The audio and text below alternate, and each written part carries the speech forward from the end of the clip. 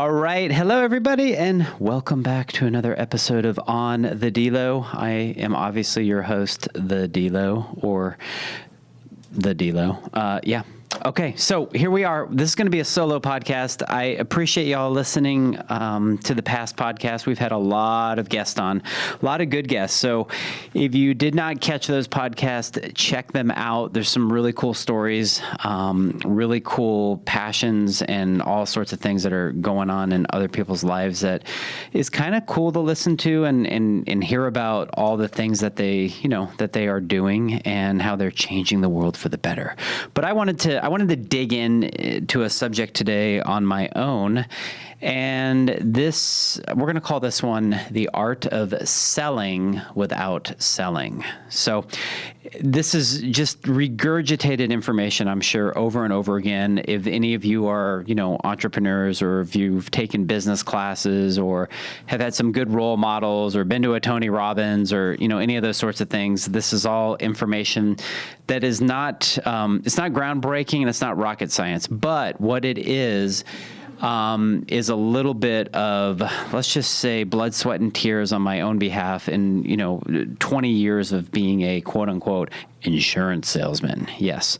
And, the first thing that people think of when they hear, well, insurance, they think of death, and they think of, please don't talk to me about this. No, but when they think of salesmen, saleswoman, sales, anything like that, they're always thinking of things like, I just don't want to be sold to. There's a reason why they put signs on your door.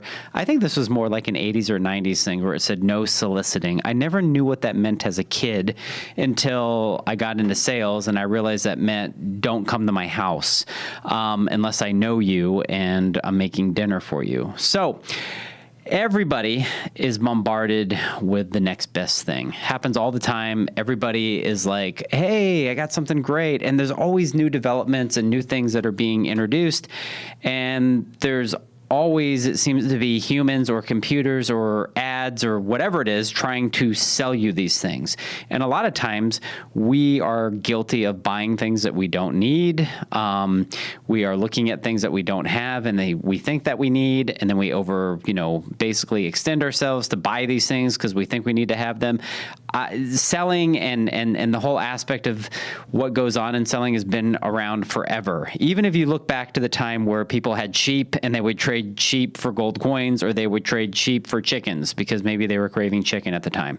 So really, when you're looking at the bombardment of sales and people's, let's just say, their inability to say no a lot of times. I think now they're getting better at saying no. And, one of the prime examples actually in sales, when you look at sales and you look at, I know insurance is not high on the list, but I'll tell you what's even lower on the list is probably car salespeople.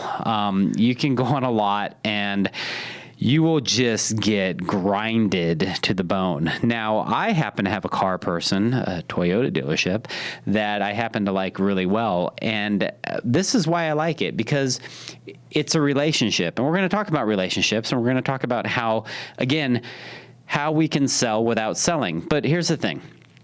I've bought my last 5 cars from this gentleman. We've become friends. We have a trust.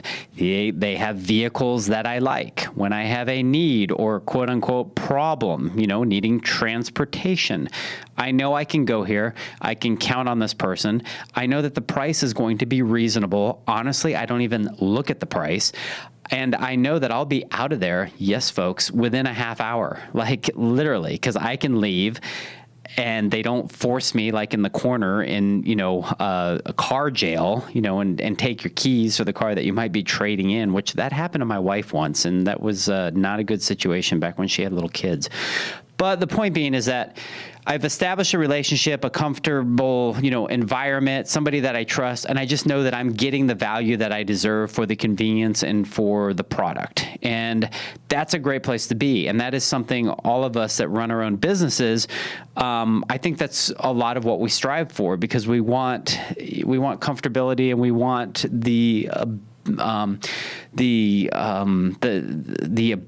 I guess what I'm trying to say, we want to be able to offer that to others so that they're comfortable and they have the ability to enjoy that same experience that I'm talking about now when I go and I buy, a truck or whatever it is off of John's lot. And it's so cool because I will leave, after a half hour, be like this one, drove it, cool, sounds good, write up the paperwork. They'll text me, I'll come back, 3 hours later, and everything's done. And again, another half hour, whatever it takes to sign the documents, and everything is cool. And that to me is just a great experience. Now, John's got it figured out. John's been selling cars his whole life. And, just like I had said earlier, I've been selling insurance pretty much my whole life, if not at least half of it. And again, this is a product that I have that everybody doesn't necessarily want, but they have to have. So it's like, why not make it a pleasurable experience, or at least an experience where you're not feeling like you're getting grinded and you're not, you're not feeling the hurt per se. So how do we do that? Well, number one, I like to show people that I'm a human. Okay. And to be human is to be empathetic, to be passionate, to be excited, to actually care about what the other person is saying, and understanding and listening. And so you always want to listen to them and listen to their pain points, and then you want to give them the best answer that you can. Not necessarily always the answer they want to hear, okay? But the answer that is truthful, that is transparent, that is going to get them to help solve the problem that they are giving you to solve. And we always want to be a solution to the problem. So again, when you look at this, you're not selling them anything. You're giving them an actual solution to a problem that they have. And a problem doesn't have to be like, hey, I've got a cat taking a crap on my front lawn. I need to get rid of the cat. No, the problem can be, hey, I need a new car, or I need, an insurance policy that has this or that sort of, stipulation in it. How do you solve this problem for me? Because there's tons of people that sell stuff, and there's all sorts of things that are sold, and a lot of these things are always commoditized, and the thing is a lot of people will just shop by price, albeit price is very important. But if you really look at the scope of things, you get what you pay for. And most of the time, price is going to be pretty close to the same if it's comparable product. And that could be product, physical product. It could be, any sort of coaching product, anything like that. Prices are usually pretty close to the same. So it really comes down to how you are a human to that person, how you're authentic, how you are sincere, how you're asking them questions, how you are listening. Okay.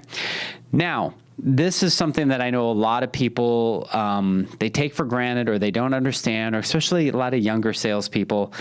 They will go to a meeting.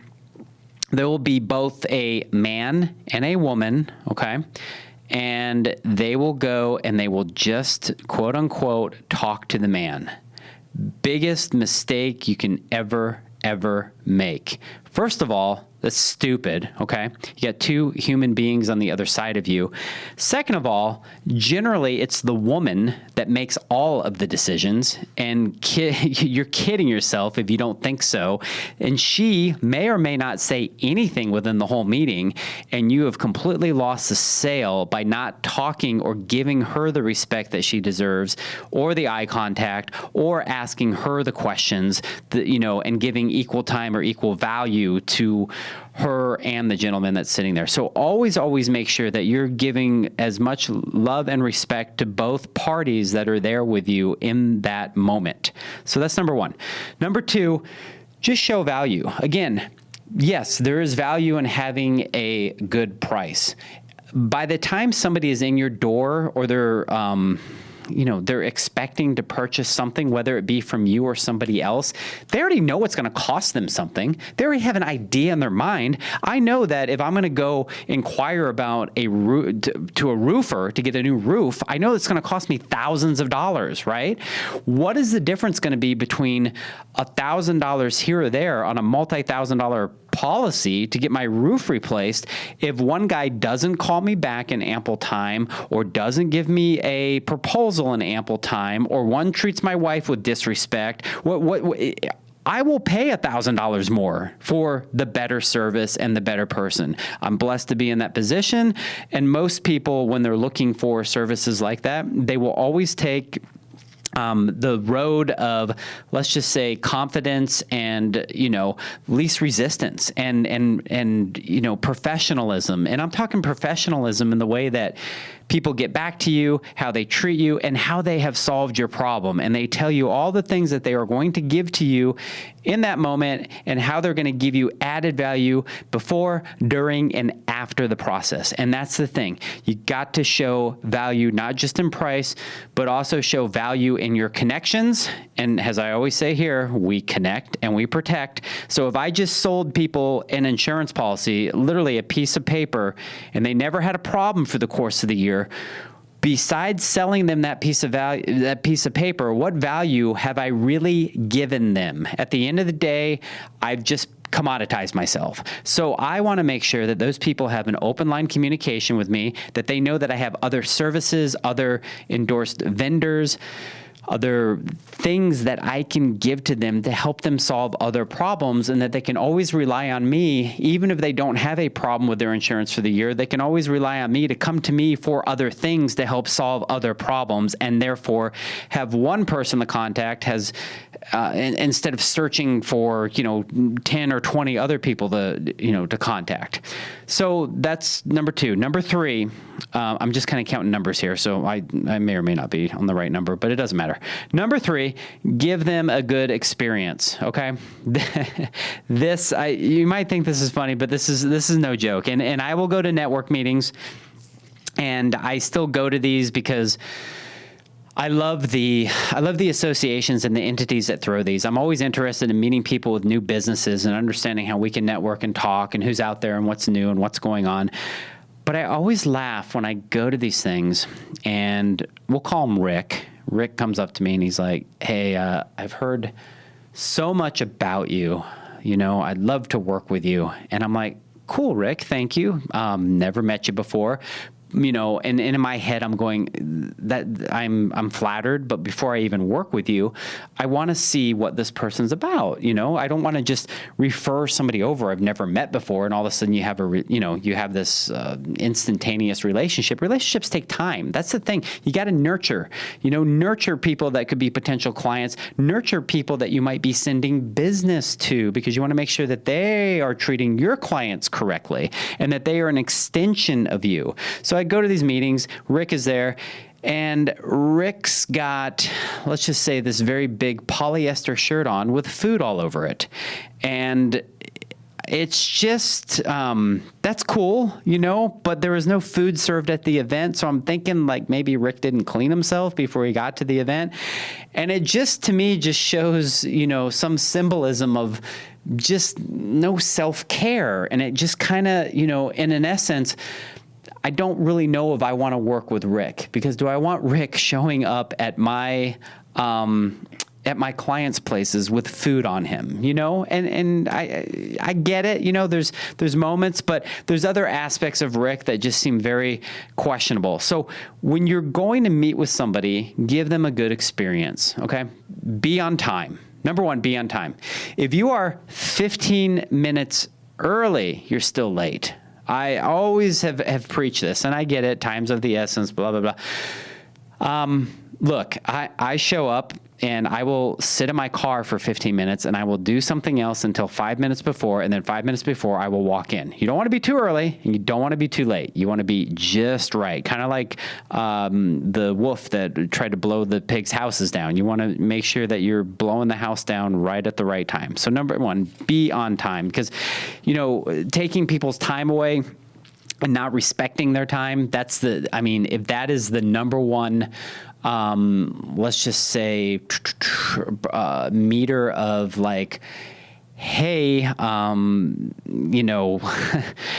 I guess here's the thing. I've been to a ton of meetings. I don't think there's ever been one that I've been late at. I'm sure there might have been one in 25 years, but I can tell you that when people don't show up for me on time, I've already got a bad taste in my mouth. So I can only imagine what that could feel like on the opposite end. It's not a good feeling.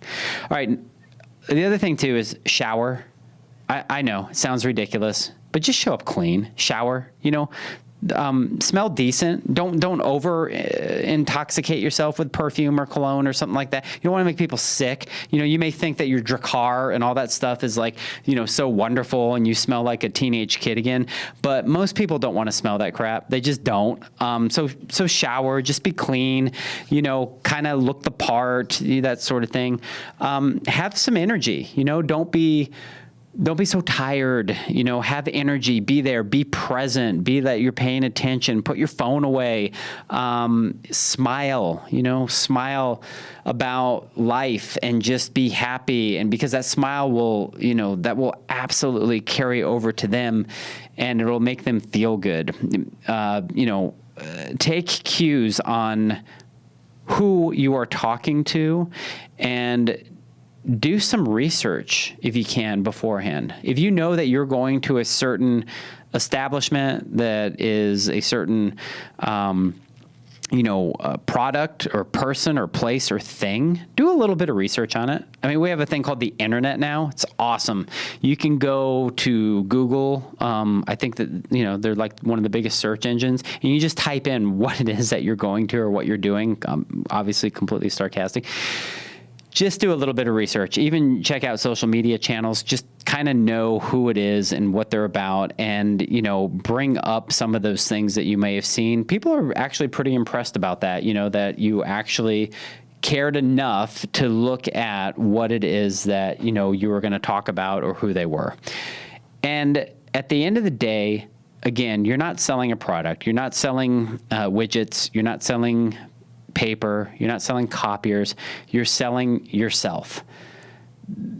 If you can absolutely just be confident within yourself and again, provide that added value, provide that friendship, provide that expertise, and provide the ability to listen and solve a problem, you're selling yourself. Your product is probably always going to just be a commodity, and you are not a commodity at all. So if they trust you and they like you, they will buy from you. They're already in the market to buy. So just get them to trust you and like you, and be truthful and be transparent. And again, be passionate. Don't pressure. If they want to buy right away, cool. If they don't want to buy right away, that's totally fine too. Remember, a sale is not always made or done right there in the moment. You don't just walk in and say, Bill, I'm going to, you know what? Great. Thanks. And it's done. They want to know that you're confident in what you are offering them, that you're confident in yourself, that you're going to be there.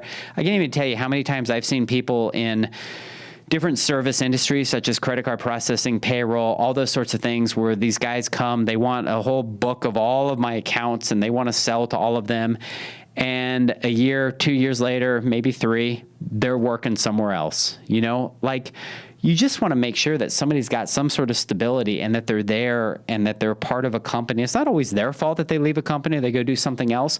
But a lot of times I love dealing with business owners that have a passion and a mindset to build their business, because that that's the same passion and mindset a lot of times that you're going to have. So there's no need to pressure people to buy something. If you leave there and you don't get the word like yes or no, follow up with a thank you, send a personal note. I still handwrite notes to this day. An email's fine as well if you want to just send an email, but you don't need to follow up with the email, in my opinion, saying, hey, Bill, nice meeting the other day. Are you going to buy from me or not? That's just, it's cheesy. It just doesn't work, and people don't even want to hear it. Again, if they're ready to buy, they're going to buy. But it is good to touch base, thank them for the meeting, and just let them know that you're there for them and that you can help solve their problem.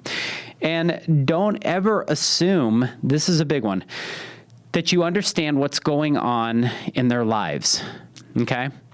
Because a lot of times, and I do this all the time and still do, and I'm trying to, meditate and really calm my brain on certain things. But a lot of times we will think inside of our head that we have an understanding of what these people are thinking or what they're going through. And you don't know if Sally, Rick, Bill, Joe, whomever you just left the meeting with, you don't know if their dog just died. You don't know if their mom has cancer. You have no idea what's going on.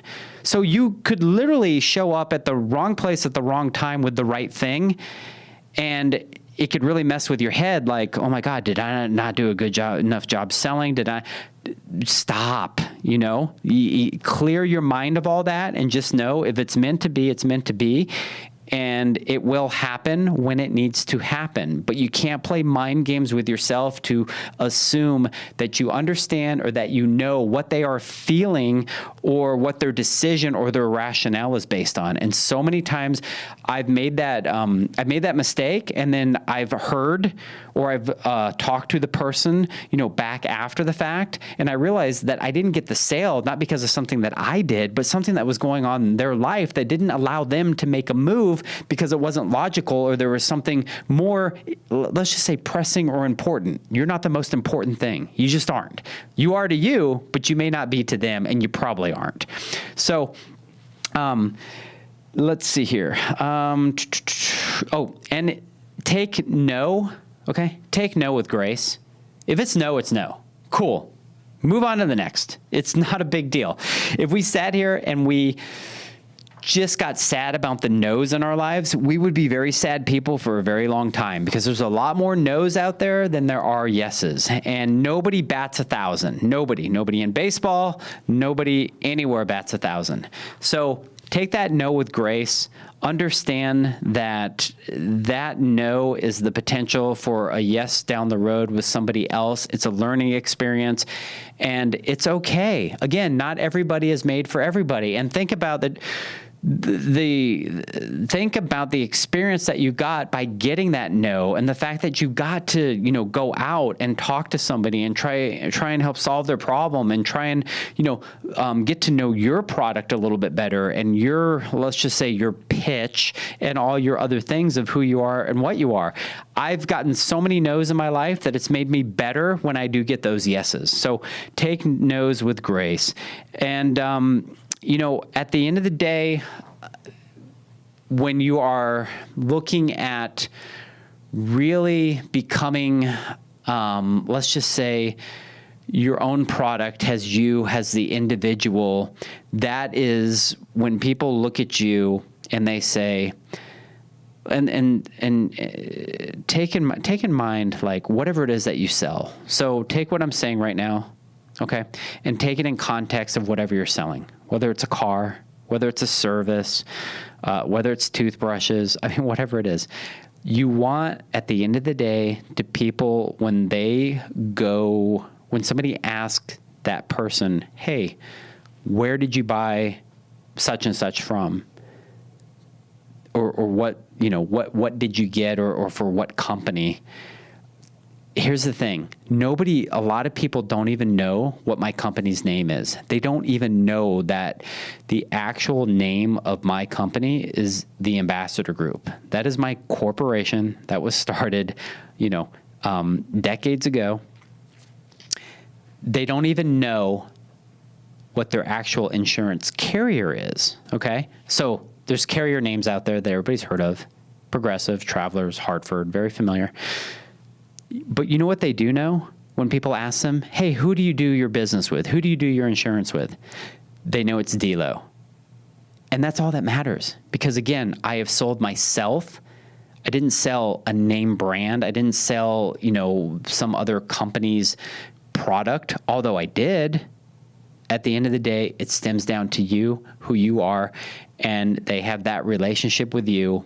And once you build that relationship and that name, that is what will get you to the finish line and create your own, let's just say, your own legacy in essence.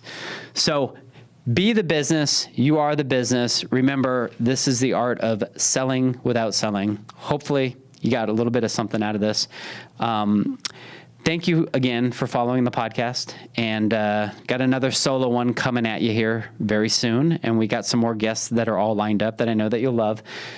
check out the links below. Please support any and all of my affiliates that resonate with you. Please subscribe, share this podcast if you can. And we do have a mastermind. Jeremy Scott and I, we're doing a Built Different mastermind. We've been running it since the beginning of the year, going absolutely amazing.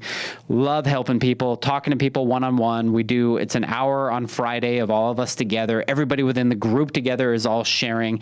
And this is just part of it. These are parts of the tips and, parts of the talking points that I go over with everybody in the group, so that I can lend, some added DELO value to them as well. So again, thanks for listening. And until next time, peace out.